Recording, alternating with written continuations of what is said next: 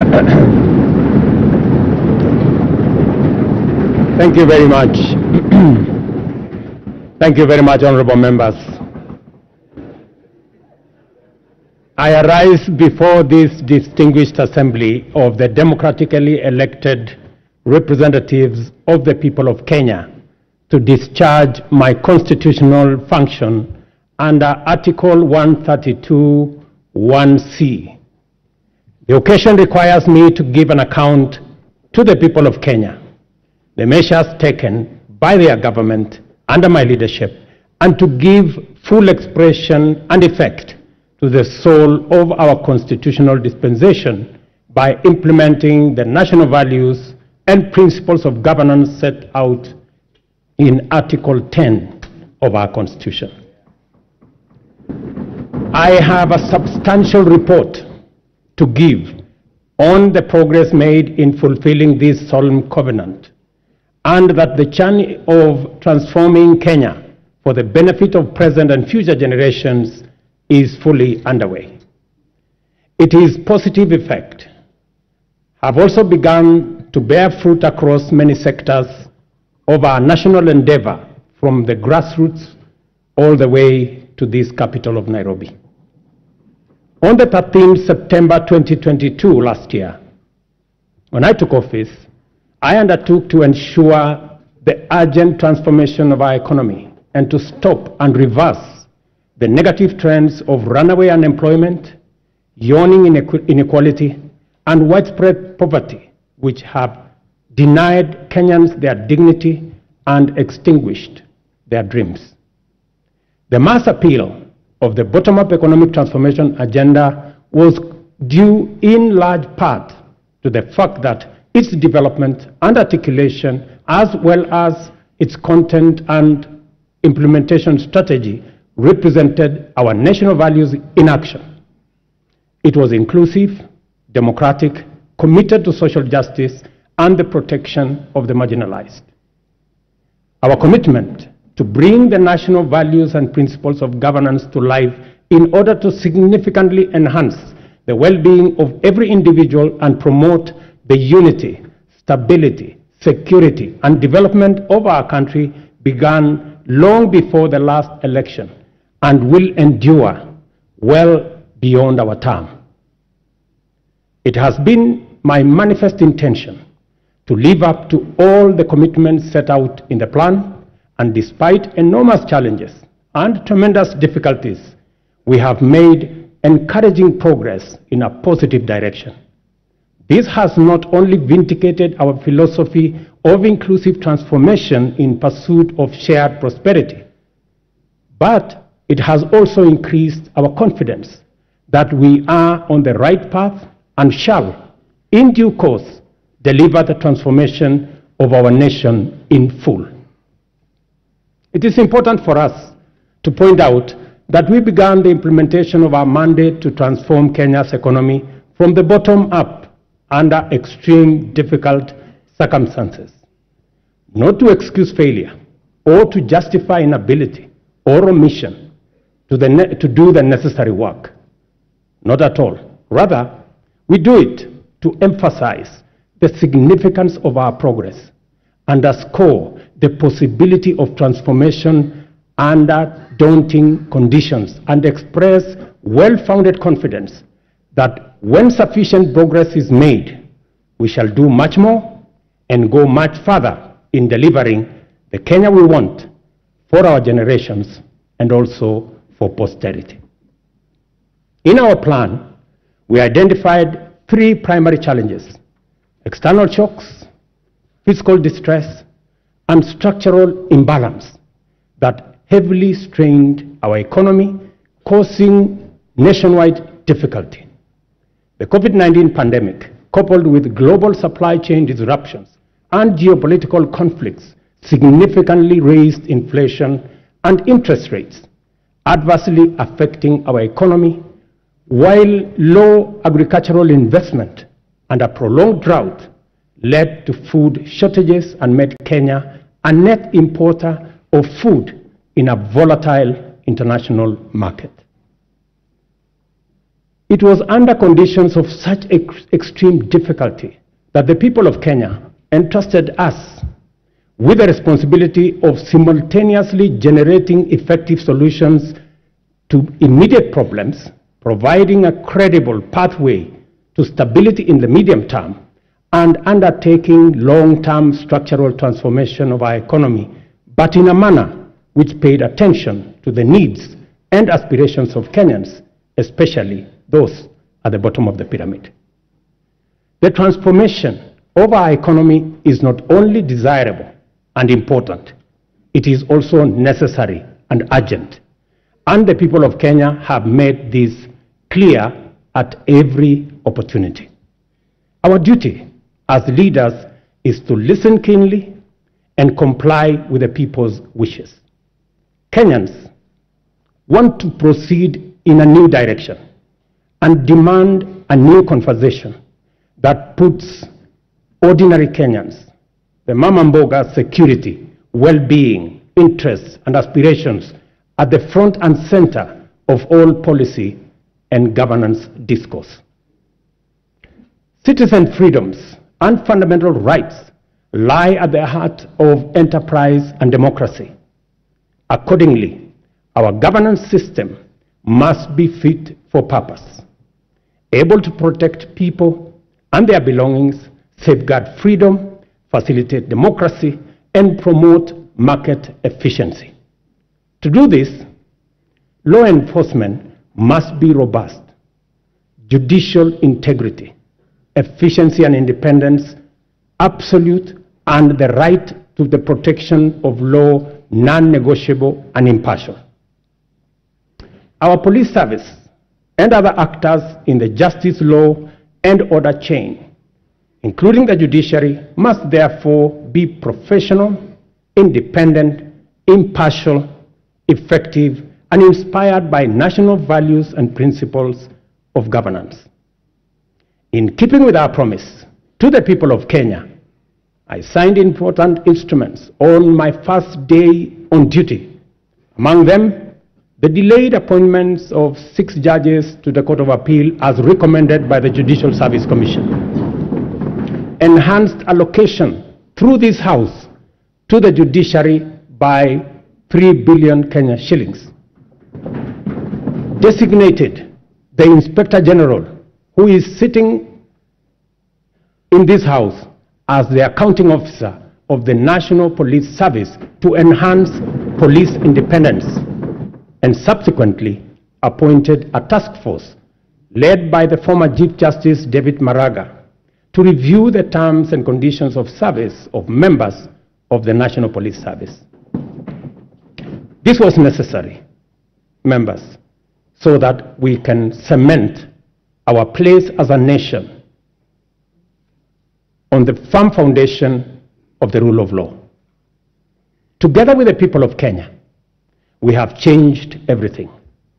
We have transformed the national political conversation from personalities to issues, from regional or ethnic largesse to opportunities for all our young people, from divisions to inclusion, and from status quo to the bottom-up economic transformation for shared prosperity. To date, Kenyans remain fully seized of the agenda, engaging vigorously and with unrelenting focus on expanding agricultural productivity to deal with the cost of living, affordable housing to create enterprise, jobs, and dignified dwellings, universal health coverage for a healthy, productive nation, and digital transformation to create e-commerce, create jobs, and make government efficient, effective, and accessible, especially government services. Also, fintechs, including the Hustler Fund, have benefited from the space around technology and the digital transformation.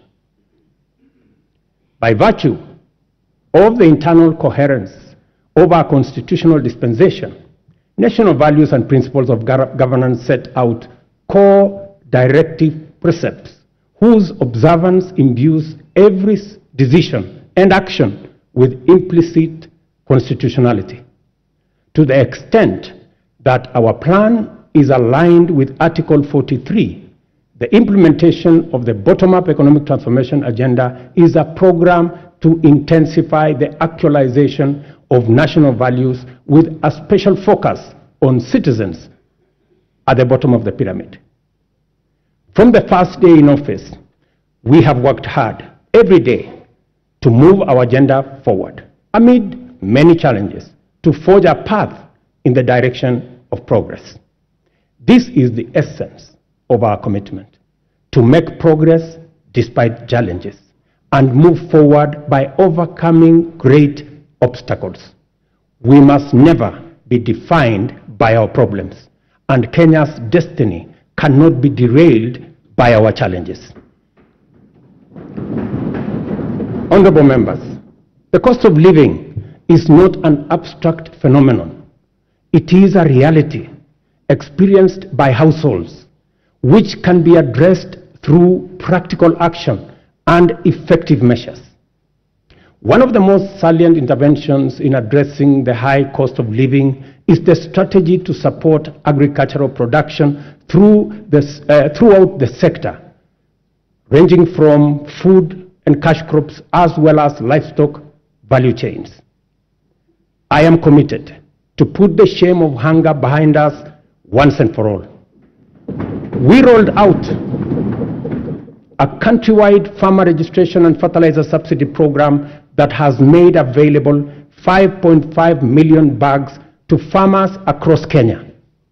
We have progressively reduced the cost of fertilizer from 6,500 to 2,500, increased maize acreage under production by an extra 200,000 acres this year, and enhanced maize production by an additional 18 million bags this year.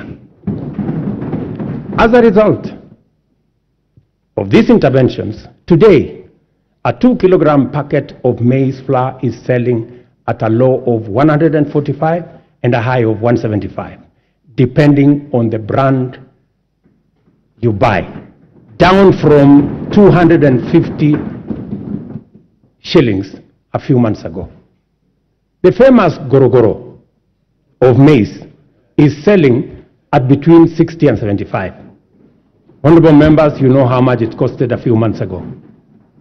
We have also established 22 new fish landing sites in 9 counties in Nyanza and the Coast region. We have funded and organized beach management units into cooperatives, set up 2 hatcheries in Kabonyo in Kisumu County and in Shimoni in Kwale County. And we are in the process of completing Liwatoni fish processing plant in Mombasa by end of next month, and Shimoni fish port by the end of next year. Again, to bring our blue economy resources into the realm of food production. To achieve efficiency, transparency, and accuracy in fertilizer distribution, we enrolled farmers on a digital register with accurate details of the location and acreage of their agricultural land holdings. This database enabled us to implement an e-voucher system through which farmers receive their fertilizer consignments for planting and top dressing of maize, tea, coffee, rice, potatoes, cotton, edible oils, sugarcane across the country. Our farmers are the best people to speak about the success of the fertilizer program. Yesterday, I spoke to several farmers in different parts of the country. Ms. Alice Nato, a single mother in a place called Milo in Bungoma, told me that the 2,500 fertilizer had doubled the yield in her farm from 52 bags of maize last year to 120 bags of maize this year. Another farmer, Mr. Albert Muni from Embu, appreciated the impact of fertilizer subsidy had in his farm and asked me to work out a way that the fertilizer can be delivered closer to the farmers rather than at the National Cereals and Produce Board depot. I assured him that I will work with the governor of Embu and with all governors to actualize his proposal for him and for other farmers who believe the same. But it was Mr. Samuel Chacha of Kuria who graphically painted the picture of transformation the fertilizer subsidy has done in his farm with a phrase that struck my mind. He simply told me, Mr. President, shamba yangu ina meta.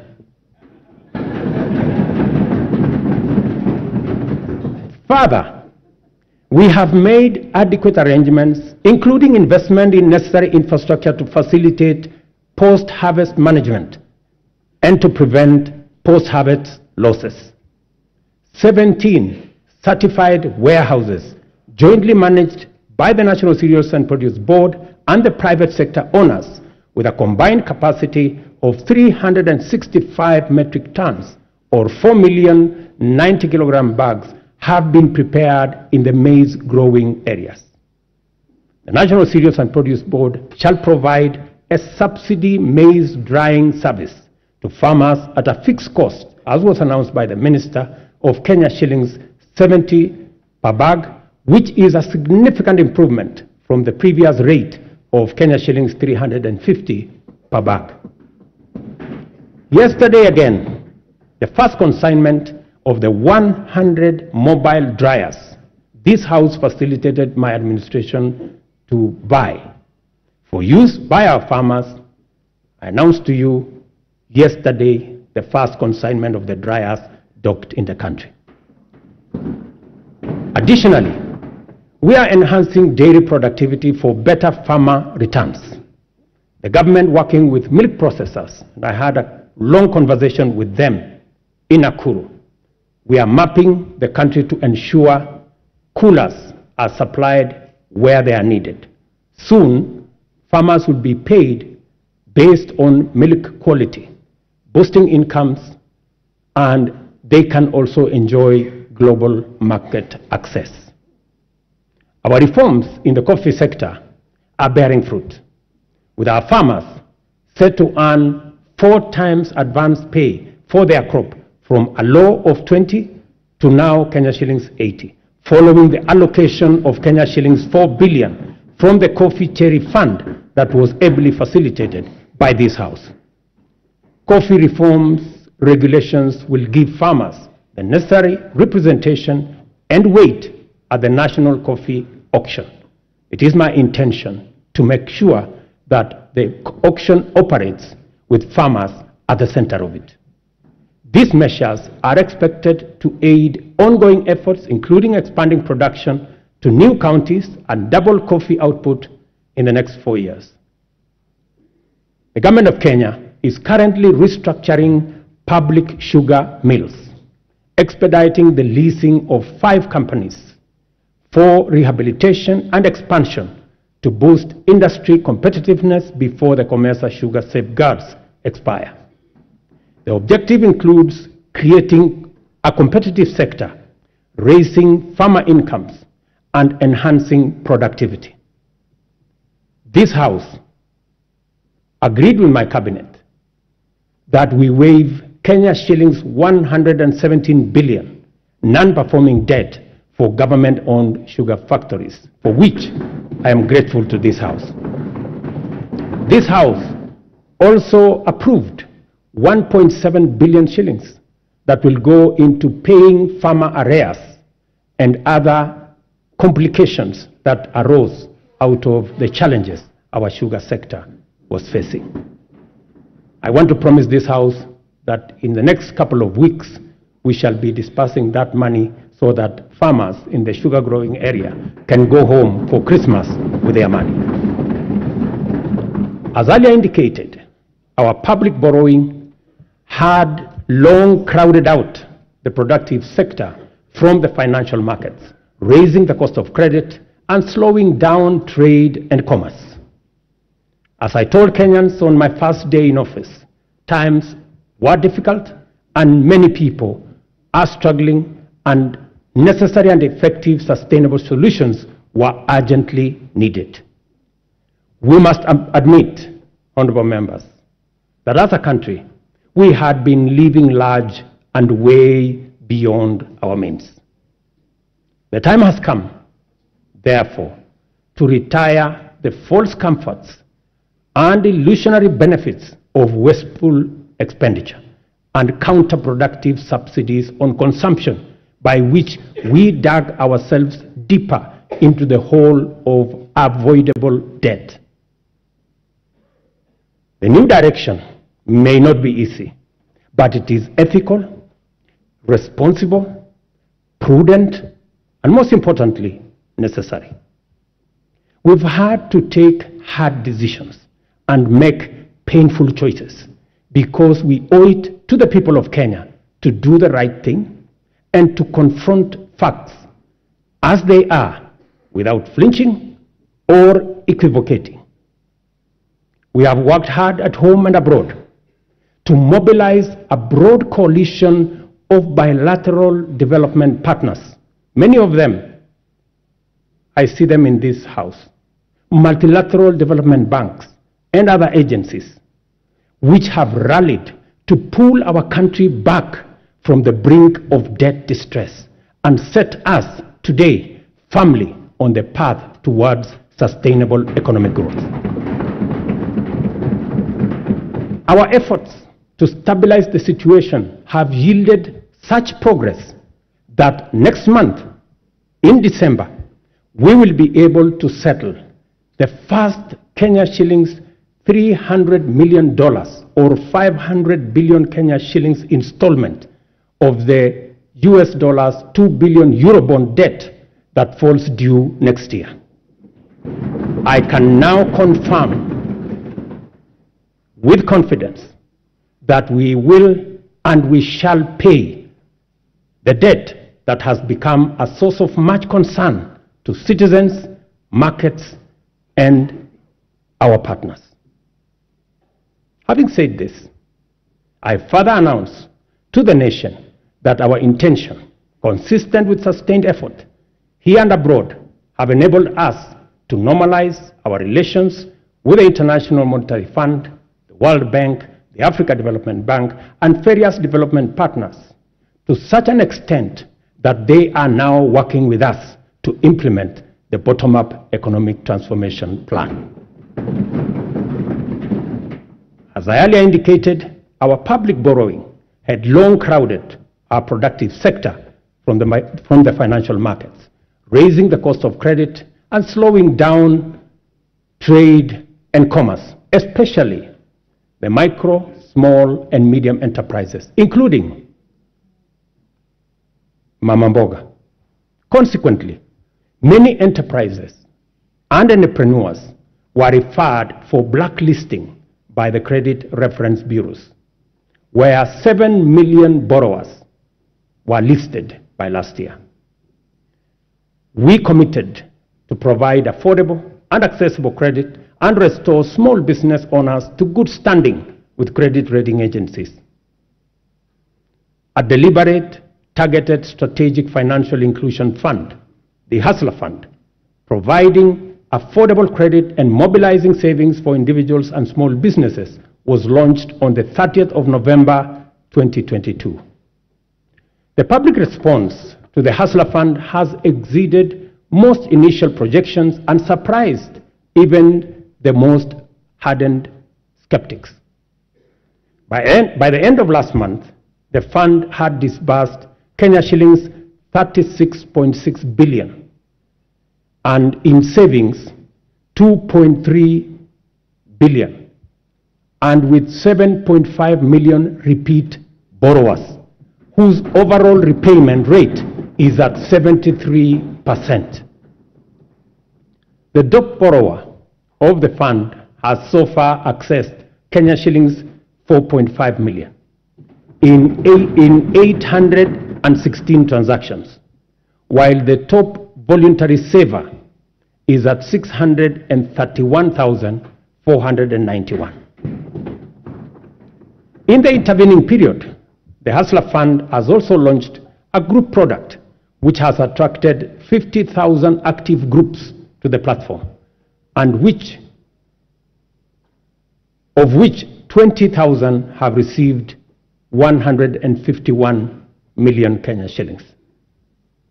The Hustler Fund has provided us not only the huge pent-up demand for affordable credit, but also the readiness of Kenyans to express or to embrace credit and savings and to pay their loans on time with minimum prompting. The notion that Kenyans are not credit-worthy or are high-risk borrowers is nothing more than an unjust financial profiling, which has, in many instances, become a needless, self-fulfilling prophecy. Yesterday, when I called Harrison Karisa Kenga, a tuk-tuk operator in Mombasa, who has accessed 714,000 from the Hustler Fund, he suggested to me to find a way to have the fund provide asset financing so that he can buy for himself a tuk-tuk because the one he had was not his. I assured him that during my address today, I would ask the ministry responsible to respond to him. Consequently, I hereby direct the Ministry of Cooperatives and MSMEs to expeditiously engage Mr. Kenga. I will give you his telephone number. The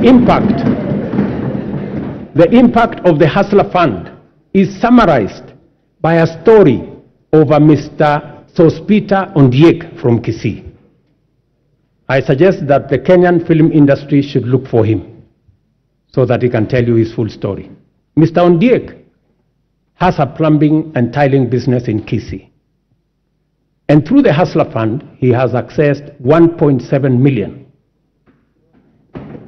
in the many transactions he has undertaken to enhance our savings that have consistently been among the lowest globally, and to correct the delayed transformation of our social security architecture.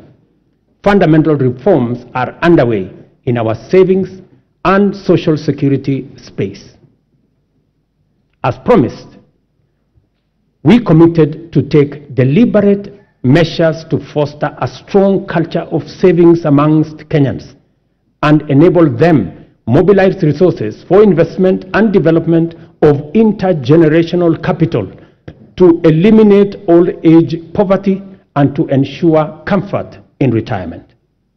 Until recently, the rate of Kenya's public pension saving stood at 1.4 billion shillings a month, which is the lowest in our region at only 12.5% of our GDP. As a result of our initial interventions, the savings situation in Kenya is changing for the better. Contributions, honorable members, to the National Security Fund have grown from 1.4 billion shillings in January to 6.5 billion shillings every month, this month. The implication of this growth in our national savings is that it will significantly consolidate our nation's ability to invest in development using domestic resources as opposed to us going to borrow other people's money when they save. Honorable members, majority of Kenyans live in their own rural homes, even though many experience land and settlement challenges, including landlessness, insecure land tenure, and perennial squatter problems. Acute housing challenges are principally an urban phenomenon, and they present a serious threat to health and safety as well as dignity of people, particularly low-income earners. The proliferation of slums in our urban areas indicate the extent of this serious problem and the urgency with which it must be addressed to enable Kenyans have greater choice in leading dignified, safe, and healthy lives affordably. Low supply of affordable housing units in Kenya is acute, making rent a huge component of the cost of living for many households. The increase in affordable housing units is a strategic intervention to not only supply affordable dwellings for Kenyans, but also as a means to reduce the cost of living. 3 categories of houses will be supplied by this program: social housing, affordable housing, and for the rest, market rate housing. Interest on financing is where we intend to make the big difference. Interest at the moment, as all of us know in this house, is at almost 18%. But under this program, all interest should be or will be at single digit. For social housing, the interest will be at 3%. You know, honorable members, that we all get 3%. So even the people in the social space, they also deserve to get 3%. Those in the affordable housing space will get 6% and 9% for the people in the market category. The affordable housing program has received tremendous support from county governments across Kenya. And I want to thank governors, and I know the chair of the Council of Governors is here, through her, all governors who have worked with us to make sure that this program becomes a reality. The construction of 46,792 units in various parts of Kenya is already underway, while another 40,000 are ready to commence in a couple of weeks. 50,000 Kenyans are working. People who were previously unemployed, they are now engaged directly and indirectly in this enterprise. And the numbers will significantly increase as the projects move into the next phase and as we roll out many more units. A total of 746,795 housing units are in the pipeline as I talk to you, under various stages of delivery. More jobs are being created with the formalization of the Jua Kali clusters, providing products like doors, hinges, and windows. And this morning, as I visited one of the sites that I went to launch the construction in March, I was amazed that a site that was flat in March today, and I was with the Member of Parliament for Ruto, today has 11 block units, almost at 60% complete.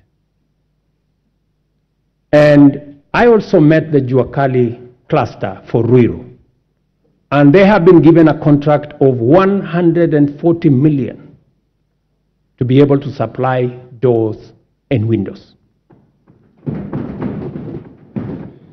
Architects, engineers, quantity surveyors, masons, electricians, plumbers, transporters, steel and cement factory workers, and hardware merchants will be partakers in this transformative plan.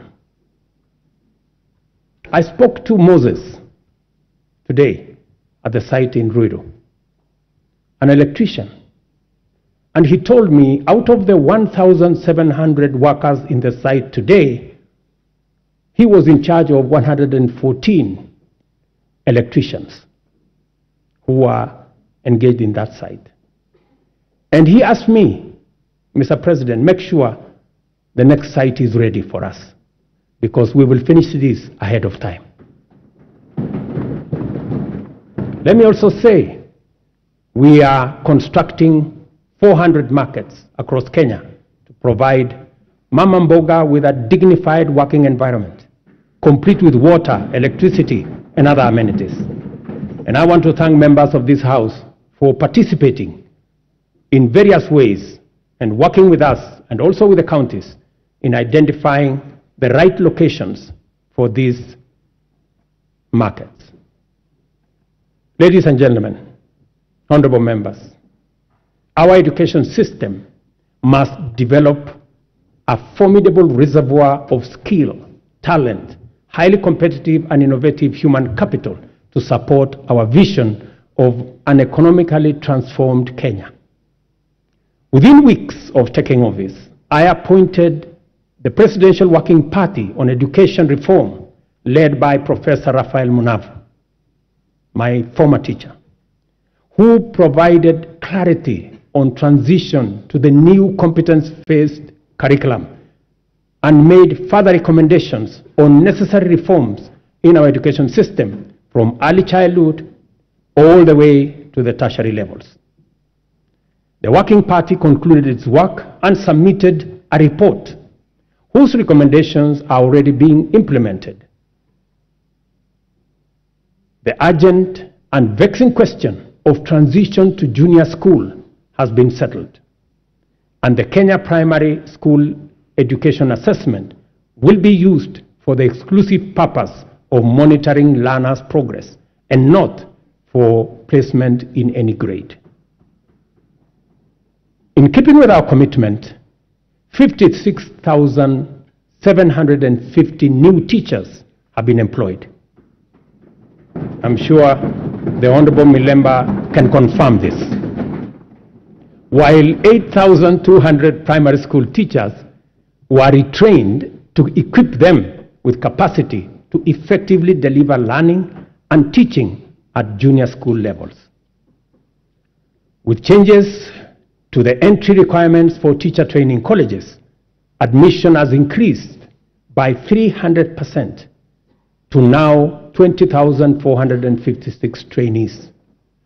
I was privileged to be in Kwale last week to open the Kwale Teacher Training College, which had only less than 100 students a few months ago. And when I went there, the principal told me that the numbers have increased 4 times. At the tertiary level, the Working Party recommended an overhaul of the existing education funding framework to a variable scholarship and loan model in order to address the financing gap which denied many Kenyans the opportunity to pursue tertiary education in our universities and TVETs, but also created many complications in our universities and institutions of higher learning that by last year, our universities had accumulated debts of close to 60 billion Kenya shillings. I sat down with all the vice chancellors of our 41 public universities, and we came up with a proposal that we are now implementing. The new model for financial support is student-centered and deploys a rigorous, impartial means testing instrument to establish the level of need of every student, which then becomes the primary consideration in allocating scholarships and loans. To fully democratize our education system and make higher education accessible and affordable to all, we have also chartered the Open University of Kenya, following requisite cabinet and parliamentary approvals. I want to thank this House for expediting the Open University Charter that had been in the works for the last 10 years. I also want to announce to you that the first 1,000 students will report next month.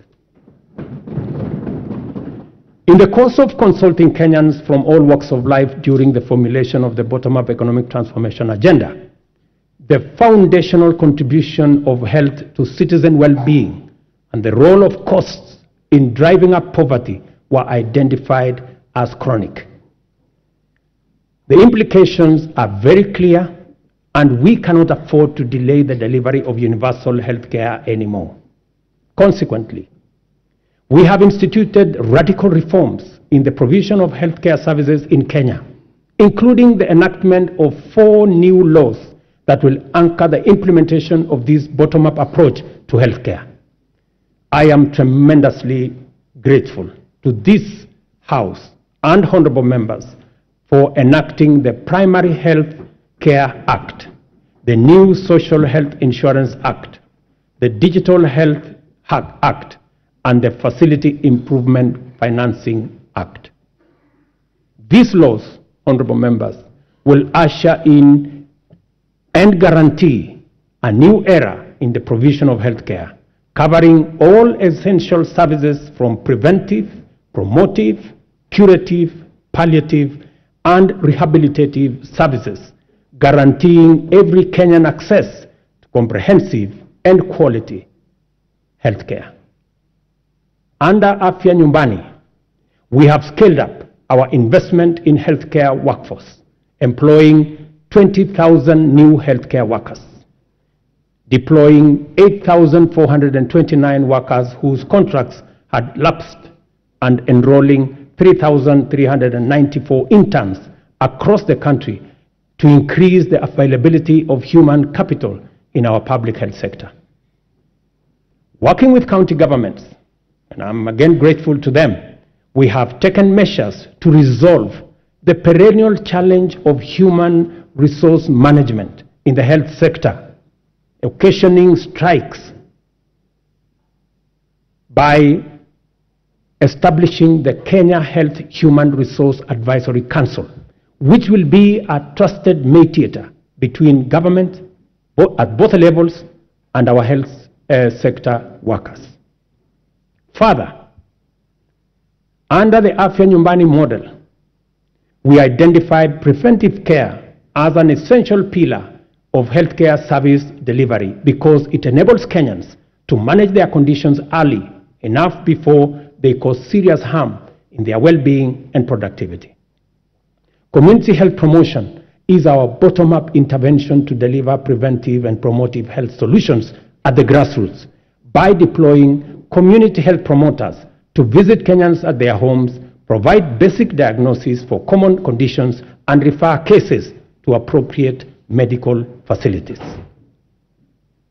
Together with all the 47 counties, and again, I am grateful to the governors, we have deployed 100,000 community health promoters fully equipped with the necessary kits and an electronic community health information system. In the last 1 month, CHPs have attended to 1.2 million households, just in the last 1 month. I spoke on phone to Mr. Masood Dirie, a community health promoter in Garissa, yesterday, who told me he has been a community health promoter, health volunteer since 2011. Unlike before, now he has a full medical kit and has used it to confirm that 7 people in his locality had high blood pressure. In a twist of fate, he tested himself and discovered that he too had high blood pressure. That's what he told me. And so, apart from referring others, he also had to make way to the hospital.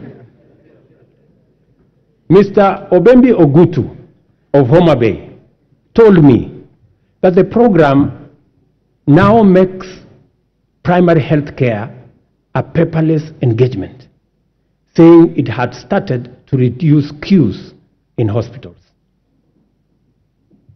Through the Facility Improvement Financing Act 2023, we have established a framework that confers financial autonomy to health facilities, enabling them to retain funds generated with a mandate to improve facilities, capacity, and to provide healthcare services within that locality. In addition, the Kenya Medical Supplies Agency, as part of many radical reforms, will now deploy ICT to manage supply chains of essential health products and commodities. As a result of this small intervention, KEMSA has improved its stocking rate from 40% to 60% in the last 5 months. And we are now targeting 80% by March next year. As is becoming clear, we cannot hope anymore to deliver services to Kenyans in their millions across the country with any measure of efficiency, integrity, transparency, and accountability without ICT. From education and health to agriculture and financial inclusion, digital technologies reign supreme in transforming service delivery, governance improvements, and catalyzing efficiency throughout the economy. We have commenced the rollout of 100,000 kilometers of the last mile fiber optic connectivity to make reliable high-speed internet available throughout Kenya, along with 25,000 free Wi-Fi hotspots in all market centers. The rollout, and I was given a statistics by the end of this year, the first 2,200 will be rolled out, and another 1,450 ICT hubs in every ward. I want to thank the membership of this House for considering to change the NGCDF Act so that you can also deploy those resources in the ICT space and enable millions of young people in your constituencies and wards to access internet and technology for digital jobs, e-commerce, and to give them the possibility of working on remote jobs. I have engaged the chair and committee of this House in that space. We have agreed on the model of how the ICT hub will look like, and I am truly grateful that Parliament came through and considered changing the law so that we can work on this together. We have expanded digital provision of public services to encompass 13,000 services to date, and it is my commitment to ensure full digitization by the end of next month. Our decision to enhance efficiency and integrity in the provision of government services has gone a long way to improve revenue collection. Working with the private sector, we launched the local assembly of affordable smartphones last week in Athi River.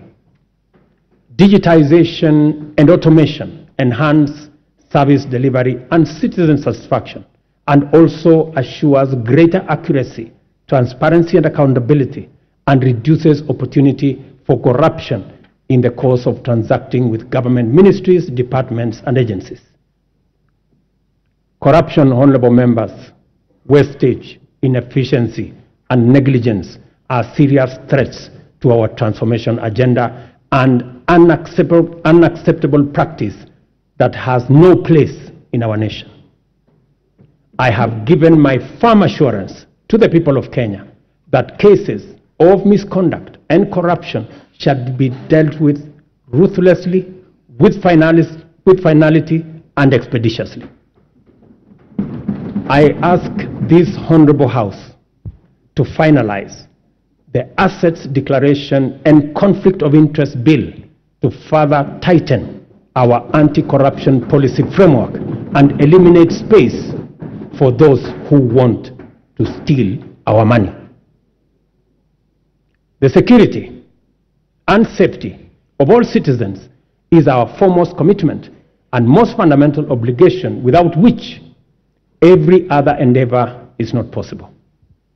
The reason why Kenya has continued on the path of steady progress is that we have maintained stability, peace, and security by affirming our territorial integrity and maintaining internal tranquility.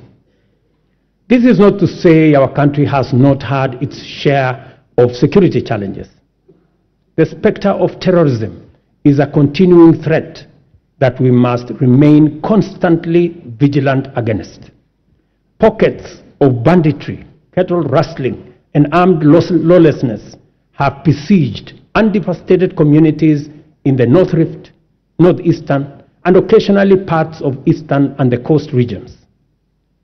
We all know that insecurity disrupts lives and destroys livelihoods. Our country has lost too many people to this menace. Many children have been orphaned and missed school, and many families have been displaced because of lawless men taking up illegal arms and waging war against communities. The government exists to ensure that those who challenge our sovereignty, territorial integrity, national security, and the safety of the people of Kenya are expeditiously countered and rendered harmless. We have therefore taken firm and decisive measures to deal with the challenge of banditry, armed crime, cattle rustling, and other forms of impunity in all parts of the country, beginning with a successful security operation to restore calm in the North Rift. We have been systematic, focused, thorough, unrelenting, and totally committed to removing for good all threats to lives and livelihoods of Kenyans. I know there are pushbacks from the criminals, but I want to assure the honorable members of this House that we will be unrelenting, and until it is done, it is not done. In discharging this commitment, we have been mindful not to use security imperatives to commit impunity, including misuse of resources and extrajudicial infringement on freedoms and fundamental human rights of citizens. Sorry.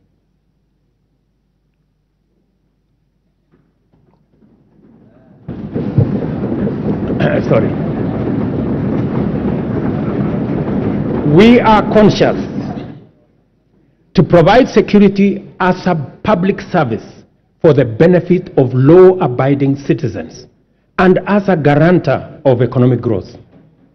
Therefore, our security services have been committed to a citizen-centric, rights-focused, inclusive, and community-based security strategy. I am therefore quite clear that there exists no tension between the effective delivery of security services and the upholding of human rights and fundamental freedoms.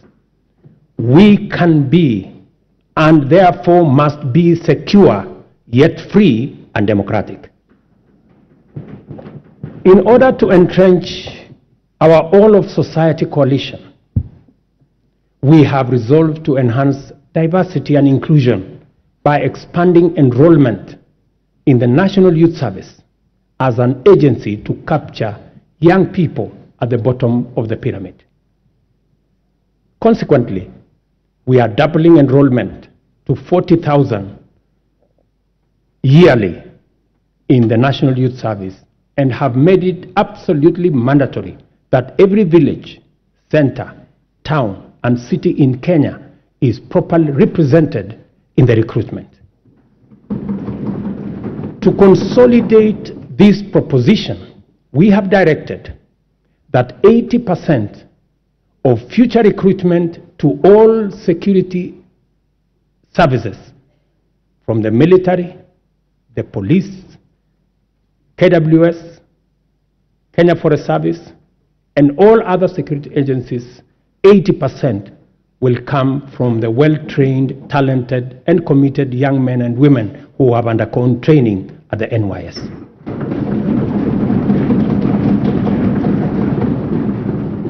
Kenya finds itself continuously summoned to its duty of care to serve as a reliable anchor to our region's security, peace, and stability. We continue to answer our historic, moral, and strategic responsibilities to deploy our resources in solidarity with our region in general and our immediate neighborhood in particular. To prevent the imminent collapse of Goma in eastern DRC, which we have had would have had serious consequences for the wider East African region, we deployed our troops under the East African Community Regional Force. We have continued to anchor the fight against Al-Shabaab in Somalia under the Africa Union Transition Mission in Somalia. The Kenya Defense Forces continues to make Kenya proud, and I salute them. It is our firm position that only a democratically accountable system that is sensitive and responsive to the adverse and diverse composition of Sudan can secure that country. Given the regional interconnectedness, together with the Kingdom of Saudi Arabia and the US, we have engaged the Jeddah process as IGAD to fashion a framework that will be best placed to successfully deliver peace in Sudan. Honorable members, our economy is firmly interconnected with regional, continental, and global economic systems. Our security and stability is likewise integrated with those of our neighbors. Kenya has a fundamental, essential, legitimate, and clear interest in conducting robust diplomacy in form of bilateral and multilateral engagements. For the last 12 months, we have continued to fulfill our international obligations through Kenya's leadership in the international arena. This is underscored by the high-level summits Kenya has hosted and participated in. Kenya successfully hosted the inaugural first-ever Africa Climate Summit.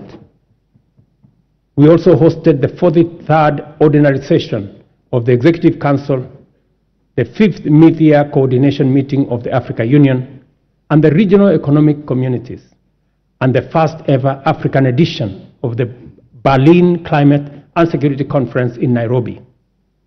All these summits have brought into our country about 30 heads of state and government and over 30,000 delegates from different parts of the world. The government has made deliberate efforts to harness the immense and potential of Kenyans also in the diaspora. Indeed, I established the State Department of Diaspora in the Ministry of Foreign Affairs so that they can fully participate in the affairs of our motherland. I have committed to work collaboratively, consultatively, and collectively with the counties and all Kenyans to uphold our cherished national values as human dignity, equity, social justice, national unity, inclusiveness, integrity, good governance, transparency, and accountability. I encourage all honorable members and indeed all Kenyans to embrace an open mindset in regard to national strategic interests and to leverage on our rich heritage and diversity. One of the greatest strengths of our country is our capacity to devise bold, unprecedented solutions to our threats and challenges, create imaginative strategies to avert danger, and chart new paths to deliver us from adversity. There is no doubt that our nation has been confronted with immense pressure emanating from political misunderstandings sometimes and electoral disagreements. And it is because we have a robust democracy, which we are very proud of. Such pressure can disrupt lives and livelihoods and undermine our economy. Thankfully, Kenyans always find the moral strength and political imagination to reach across the political divide and engage in dialogue in the spirit of goodwill, fraternity, and commitment to the national interest and the welfare of the nation.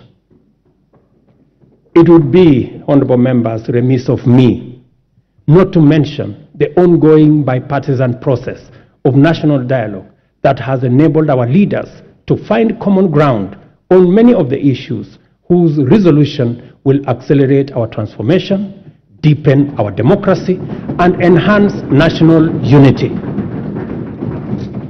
Specifically, I thank the two co-chairs, my good brother, Stephen Kalonzo Musyoka, our former president, and the leader of majority in the House, Kimani Ichung'wah, for doing a wonderful job.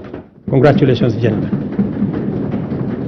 I salute the courage and patriotism of my fellow leaders who have embraced national dialogue and engaged and encourage all of us to keep up the noble work of bringing Kenyans together. There is so much to report about the progress we have made in serving the people of Kenya and transforming our economy. I have provided only a summarized highlight of the most salient instances of transformational progress in my address. It is my pleasant duty to hand to the speakers of the Houses of Parliament the three reports in full as follows: the 10th Annual Report on measures taken and progress made in the realization of the national values and principles of governance, the 10th Annual Report on progress made in fulfilling the international obligations of the Republic of Kenya. Number 3, the 10th Annual Report on the state of national security. I will not hesitate to acknowledge with profound humility that a lot of the successes we have achieved in delivering the bottom-up economic transformation agenda was due to the patriotic support and solidarity from members of this House, both in the Senate and the National Assembly. We are fortunate to be attempting this ambitious historic project of radical change in a bipartisan era when dialogue, consensus, collaboration, and partnership have replaced dissent, contention, conflict, and disarray as the operating principles of political discourse. Issue-oriented politics, honorable members, is not just a democratic necessity and a pathway to sustainable transformation. It is the most effective way of mobilizing diversity for collective national good. As the world reels from the destructive assaults on democracy and the relentless subversion of human dignity, freedom reigns supreme in our land, and our democracy grows deeper and more robust by the day. Our collective resolve as a nation to further entrench constitutionalism, democracy, good governance is a unique quality, confers on us an incomparable advantage: the power to face the future without fear, to imagine a transformation that extends to posterity and envisions prosperity that benefits our children's offsprings and beyond. As long as we put the welfare of the people of Kenya as our central agenda and play our respective roles in ensuring that government is effective and accountable, efficient and transparent, Kenya's best fortunes are well within our reach. I am persuaded, honorable members, beyond any reasonable doubt, that we shall achieve transformation beyond our wildest dreams within this generation. As a leadership and as a people, we have a historic opportunity to preside over the greatest transformation and progress ever witnessed in our nation. Kenya is a nation of brave, hardworking, enterprising people who are determined to prevail in the struggle for economic freedom and win the race for prosperity. In a nation like ours, great deeds will be accomplished whenever and wherever opportunity exists. This is why the hard work we have done is already showing the promise of abundant fruit. We have laid a firm foundation for rapid development, and Kenya is no longer on the marks. The state of our nation at this moment in time is prepared, all set, and ready to go. I thank you, God bless you, and God bless Kenya. Thank you very much.